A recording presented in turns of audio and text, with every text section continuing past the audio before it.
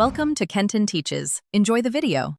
Start with 1 cup heavy cream, 2 tablespoons sugar, and 1 teaspoon vanilla for a basic batch. Those precise amounts yield about 2 cups of whipped cream. Chill the cream in a metal bowl for at least 15 minutes and ideally 30 minutes to ensure the fat remains solid.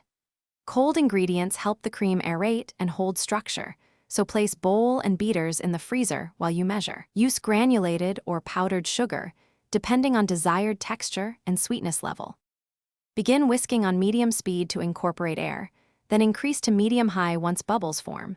Using an electric mixer takes pressure off your wrist and gives consistent results. Stop when soft peaks form, usually in 2 to 4 minutes depending on mixer power and temperature. Soft peaks will curl over when you lift the whisk. Watch closely and avoid overbeating to prevent turning the cream into butter.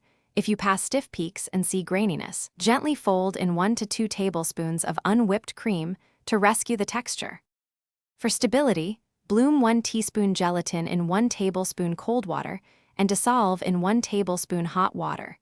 Cool briefly, then whisk into whipped cream to keep it firm for several hours. You can substitute 2 tablespoons powdered sugar for granulated sugar for a slightly firmer texture and smoother mouthfeel, or add 1 tablespoon mascarpone for richness. Fold in flavorings like 1 teaspoon vanilla or 1 tablespoon cocoa gently after whipping. Serve immediately or chill up to 24 hours, keeping a lid to prevent moisture loss and separation. Thanks for watching. Please subscribe if this video was helpful.